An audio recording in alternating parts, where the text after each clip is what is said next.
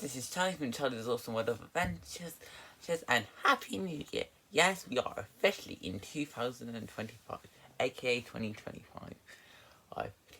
I've 2024 has been a good year.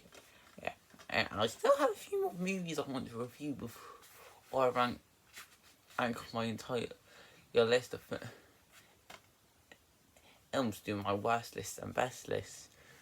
If one of these films I want to review was released at the end of April, which is Challengers, as it's about Ashley Duncan, a former tech and his prodigy turned coach, was married to a champion on a losing streak.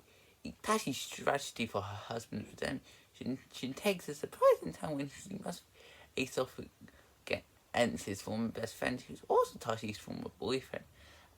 As their past and present collide, intentions run high. Tashi must ask herself what it will cost to win. And so when I first heard about this movie, I didn't really know much of it, so I wasn't entirely sure what to think. I knew that it had Zendaya, aka Zendaya, in the leading role. Which did get me interested, as she is my celebrity crush. Seriously, the girl's beautiful. Or like having someone of the best thing. But I'm gonna have a bit ahead of myself. Elf. I will say, watching the film, it's very good. In fact, this is one of those films that I'd say is one of the year's hidden gems. Like most of the reviews I've seen of it say as the movie's good, but I don't see many people talking about it now. Well, I'm about to shed some light. I'd like to explain why Challengers is just a really good movie. One of those reasons would be the characters. They are all very interesting. And their personality. These are very solid. But one thing I really liked about them was the actors. Each one of them did an incredible job. Of course, I did fantastic in her role as Tashi. But my two second favourites would have to be Mike Faces as Donaldson and Joshua Connor as Patrick. Where the two of them really got into their characters, and when each have scenes together, their chemistry is at full or disposal, and with the characters themselves. First, we have Tashi. She is the tennis player, turn and coach that as hoping for her husband Donaldson to take the win.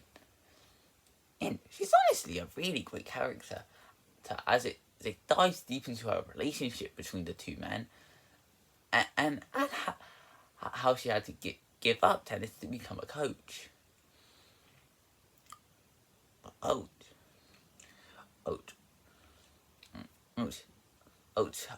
Alongside her, there's her husband Donaldson. So a very solid character.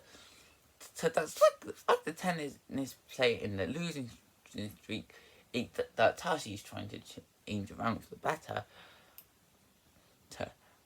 And with tensions running hot with his ex-friend and as his competitor, it does become quite interesting to see his character growth and also to deliver if he wants to continue and you in the field of tennis.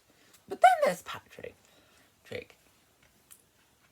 Now, I really enjoyed this character. I quite liked him. In fact, I love the way it digs deep into the relationships he had with both Ashley and Donaldson.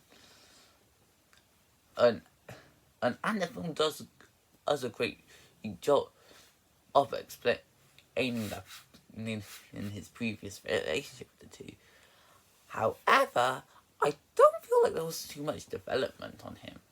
At least with Donaldson, well, he kind of suffers the same problem.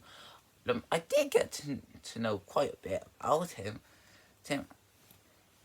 I did enjoy the character. Yeah. Here with Patrick, he feels more like the sweet old brat and the main antagonist of the feature, but with not much reasons as to why. He's a fun character, but I think he needed to work a bit more on his writing for how he was written. And next, there's the story. The best way to describe the story is it's a sports and romance version of a Christopher Nolan movie. Sounds weird, I know, especially since instead of as Luke Dagnino. I hope I pronounced that last name right. But allow me to explain. You know how Nolan split it's the stories that we kept going to different events and showing the past element and stuff how they connect to the present. They do a similar thing here with challenges, as where the main present thing that's happening is the main tennis game, and while it goes into different sections of that path, as to show how these relationships happen and the struggles that come with it. I admit this is a really strong structure. That I might say it was handled better to them than what Nolan does. Allow me to explain. Well, I do appreciate what Nolan does, as with his directing. I do admit it can be a bit hard to follow. Though sometimes where you've got to keep connecting bits together. While I did feel that a bit here with challenges where some things felt muddled up, and I had to keep reminding myself of, oh yeah, we're in the past now. I didn't feel that was too much of an issue. As it's all structured together pretty nicely. Also, so it makes more sense why they do this.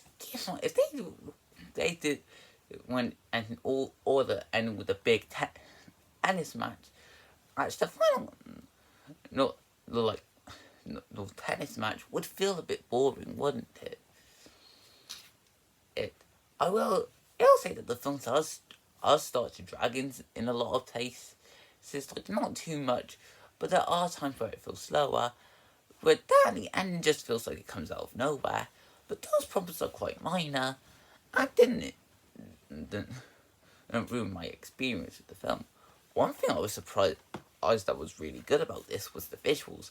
I don't usually expect too much from a movie like this, but that was a lot other than it really well. Oh, the costumes in this are fantastic, especially the different outfits that Tashi would wear. I like how in the younger flashbacks actually seem more like what regular a young adults would wear. But as the film would flash forward towards the present, then her clothes have a bit more of a rich aesthetic to show how her status has grown. And how she was a bit more of a bigger deal than she was in her prime. Also, one thing that was visually amazing in this film was the camera. I don't usually focus on this element a lot, but I think the camera really helped in the film to life. Having as good as a storyteller as the actual story. This is especially the case with the tennis games. They don't happen all the time, but when they do, they make the most of the camera to get at the right angles needed. And sometimes would have the camera show some POV shots to to explain the tension within the games. And this especially is the case when we come to the final parts of the game, and where it goes all out using the camera to show some creative angles. So overall, combining a sports with a romance, and isn't an easy movie idea to pull off. But this one handled it exceptionally well. Challenges is interesting, great, and fantastic sports and romance film on its own. Well, I will admit that it's not perfect, as there are some things that drag on, and I feel like we could have got a bit more. Although Patrick, it does make out up for it with a solid story structure, really good visuals, also likable characters, and some great acting that brought these characters to life. I'd say sports fans will definitely get as a kick out of this. But I'd say the fans of romance movies will absolutely have a great time. This is especially the case to people who are interested in films that enter on the love triangle and go as it delivers the right amount that you need. It was quite a challenge to pull this off, but these challenges managed to pull this challenge off exceptionally well. And that's why I'm giving this film a 9 out of 10. So I hope you guys enjoyed this video. Feel free to comment, like, and subscribe. Happy New Year, and I will see you next time. Bye!